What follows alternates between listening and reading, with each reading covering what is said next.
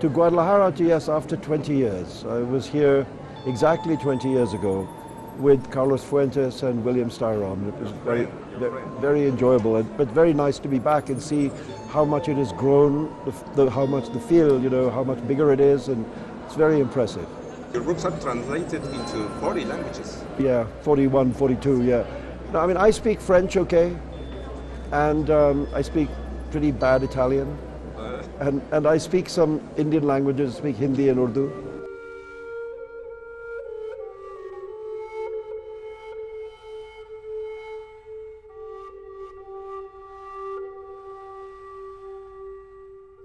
Let's begin with the concept generation. Carlos Fuentes, Milan Kundera, and you seem to be a generation. Exists that generation? Do you believe in this concept? I always think of Kundera and Fuentes as a slightly earlier generation than my own. I admired them both very much, but they felt like, I don't know, uncles. I feel like a member, which was a very talented generation of writers that arose in the English language, in the late 70s and early 80s. Writers like Martin Amis, Ian McEwan, Angela Carter, Jeanette Winterson, Don DeLillo, Paul Auster, etc. That feels like my generation. I think that's the secret. No matter how much fantasy there is in the story, the heart of the story, which is human beings and human nature, that has to be real. Because if that's not real, then none of it works. And if the human beings feel truthful, and if what the story tells you about human nature, if that feels truthful, then the fantasy is just a means to an end. Yesterday you talked about the fairy tales, yeah. The 1001 Night. Yeah. With this 10. Yes, but that's one of the most famous collections. There are many others. But what they all have in common is this fact that no matter how many flying carpets and genies there might be, the human beings in them are all real people. And so it's about real people to whom magical, incredible things happen. And it asks how people deal with that. Like Greek gods' passions. Yes. Human. Yes. It's like, in Greek mythology, it often happens that the gods interfere in the lives of human beings. Like in the Trojan War, the gods take sides, and they have favorites, and they have people who they don't like. And it's that question about what happens to human beings when extraordinary characters or extraordinary events intrude into their lives and begin to mess them around. That's literature, but it's been more than 25 years since the fatwa against you. Yes. Now, with this chaotic world, with this violent reality everywhere, will you write again the satanic verses? Oh, well, I don't have to write it again because I already wrote it. But I'm very proud of it as a book. And I actually think that this moment, as you say, it's 27 years since the book came out, that finally people are able to appreciate it simply as a work of literature, instead of thinking about it as some kind of political scandal, And so finally it becomes a novel, and it means that a lot of people really like it, and I'm in favor of their point of view. I don't see why the book has to be judged only because a certain number of people did not like it. There's actually a lot of people who did like it, and I'm happy that it's in that place now.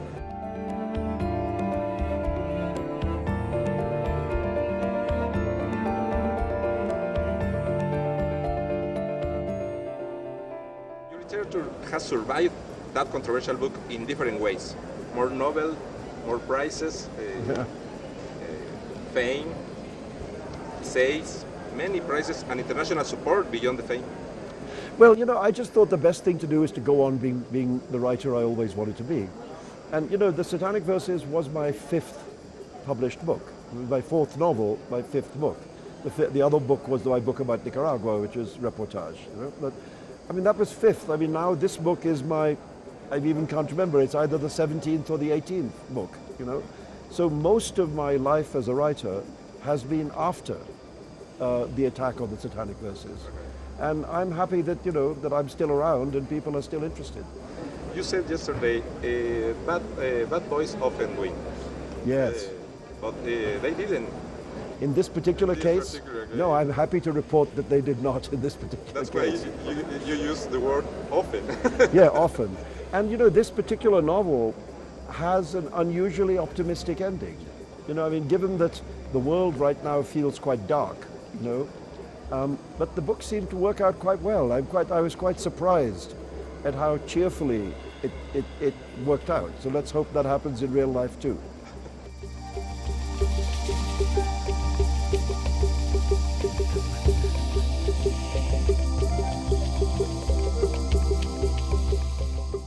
What do you think about the Nobel Prize awarded to a journalist, the Belarusian Svetlana Alexievich, and not to a fiction writer? Do you agree?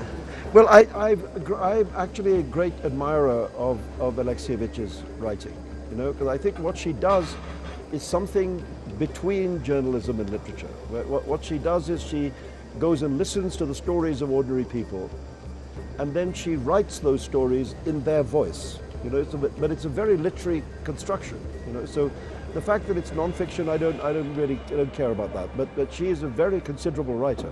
I mean, her book about Chernobyl is a wonderful book.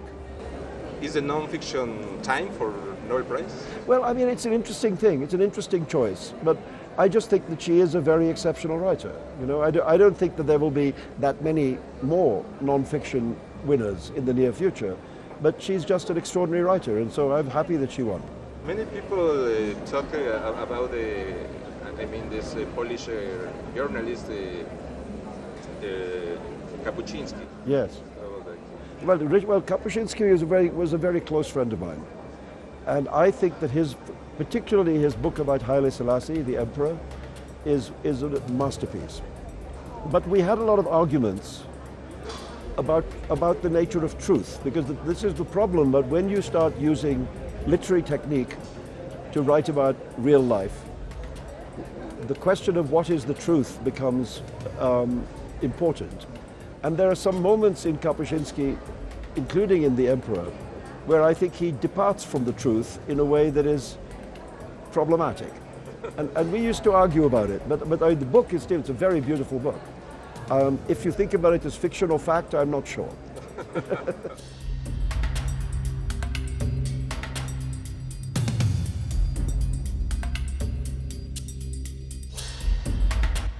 Who are your favorite writers, Joseph Conrad and Anton Chekhov, after the title of your biographical book? Yeah. Do you have a favorite Spanish writer, Mexican maybe? Well, I mean, you know, Carlos Fuentes was a good friend of mine, so I'm obviously a fan of his books. But I really love the Pedro Páramo of Juan Rulfo.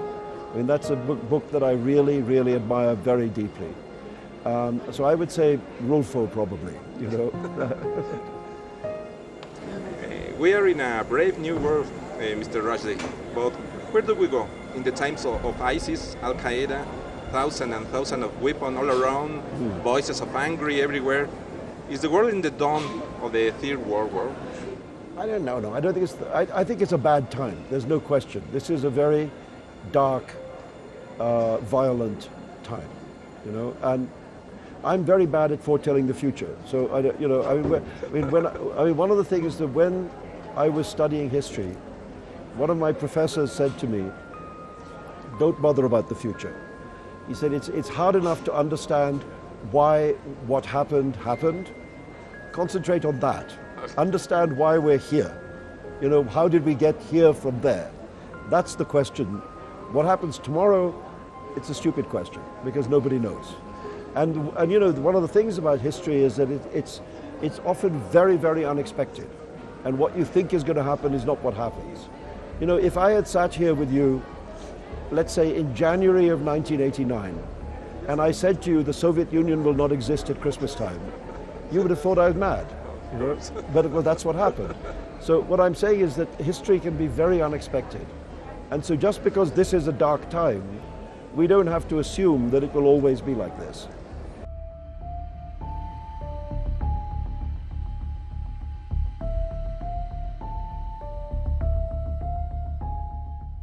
Francis Fukuyama talked about the end of history. Yeah. Well, he was wrong.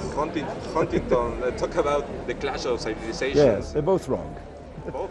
No, I mean, well, Fukuyama, I mean, really, even he knows that it wasn't the end of history, you know. Huntington, it's too simple, the Huntington thesis, because it suggests that the West and the Islamic world are like monolithic, you know. Whereas one of the things we know is that inside the world of the West, there are many conflicts and arguments and disagreements. And also in the Islamic world, you know, the Sunni-Shia divide is very profound, you know. So there's no such thing as a monolithic civilization in conflict with another one. It's just too easy. But I mean, clearly what is true is that there's a certain kind of radical Islam that believes itself to be at war with a certain idea of the West. You know, that is happening. But the Huntington thesis is too general. It's too broad.